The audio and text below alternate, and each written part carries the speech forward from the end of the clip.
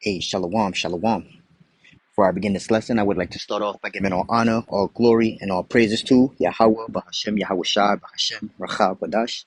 Double honors to my apostles and my elders of Great Millstone Haruah. Peace and blessings to the elected and nation of Israel. It's your brother Itazuan, the prophet of Sword Island Camp, coming at you with a quick lesson. Lord willing, this is edifying. All right. No title, no name for the title as of right now, but I got a couple verses lined up, and we're going to see how the spirit rock, right? So I want to start off by going into the book of Proverbs, okay? Bear with me. Using a little different format just because I'm at work and I don't have my other phone with me. Um, so let's go to the book of Proverbs, right? Chapter 2 and verse 6, right? It reads, For Yahweh giveth wisdom, out of his mouth cometh knowledge and understanding, okay? This is a sentiment that, uh,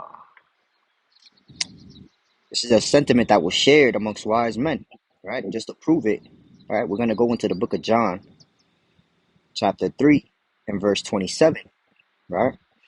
And it reads, John answered and said, A man can receive nothing except it be given him from heaven, okay? So again, wise men understand these sayings. They understand ultimately all things, right? Yahweh Shah said all things that he knows or that was given to him, right? He gave it to his apostles, right? Or his disciples who later on went and became apostles, right? And now we have acquired through the Lord's mercy this understanding again, right? Peter said it. I stir up your pure minds by the way of remembrance. I could be mistaken. That's either in I believe it's probably in Peter or in James. Matter of fact, let's grab it, man. That's the only one I didn't have lined up. But you see the spirit, spirit gonna rock. How the spirit gonna rock?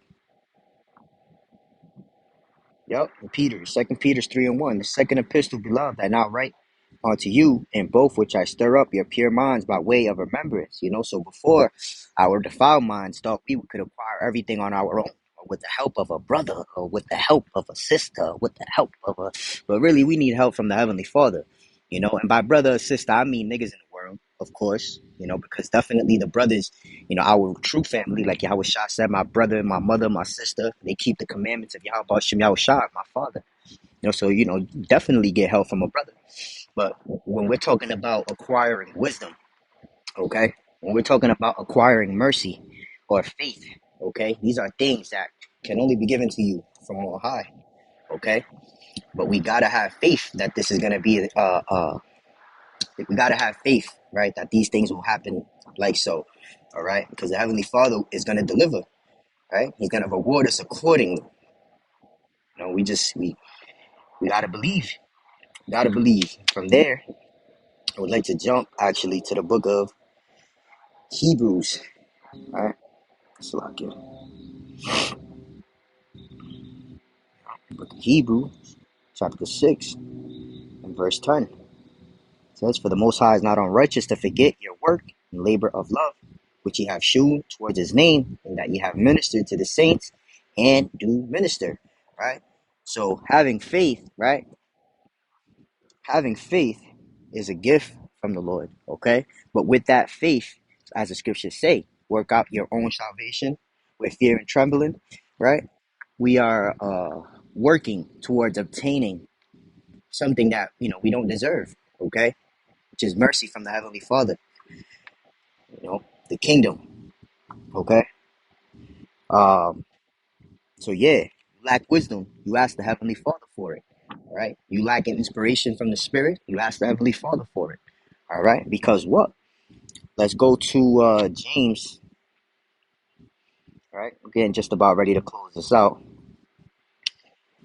James chapter 1 and verse 5. If any of you lack wisdom, let him ask of the Most High, that giveth to all men liberally, and upbraideth not, and it shall be given to him.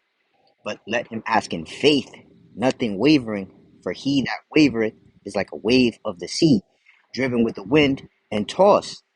For let not that man think that he shall receive anything of the Lord. Right? So we gotta ask things and sincerity, man. We gotta ask for whatever we ask the Heavenly Father for in truth and in sincerity, man.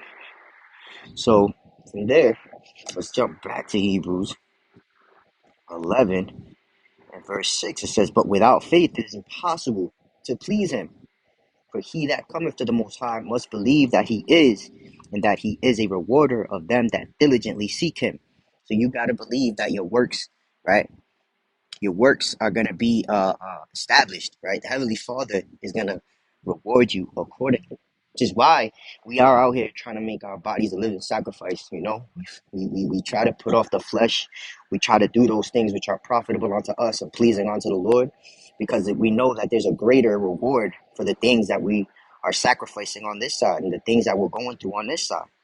All right, so with that, I'm going to grab Proverbs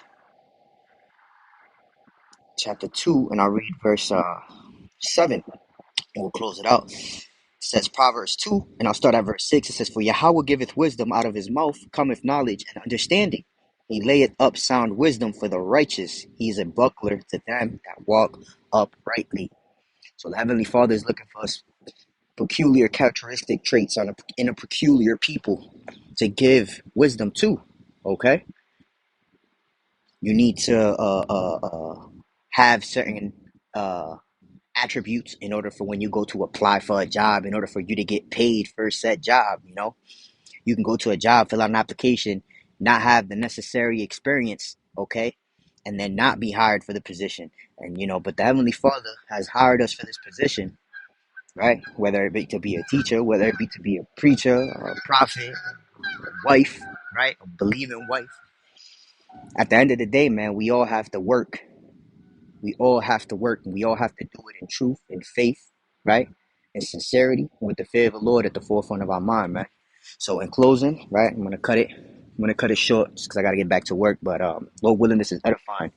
I want to give all honor, all glory, and all praises to Yahweh, Bahashem, Yahweh Shai, Bahashem, Rachab Wadash. Double honors to my apostles and my elders of Great Millstone who rule well. Peace and blessings to the elected nation of Israel. To the next one, I say Shalom, Kwam Yasharala, and above all.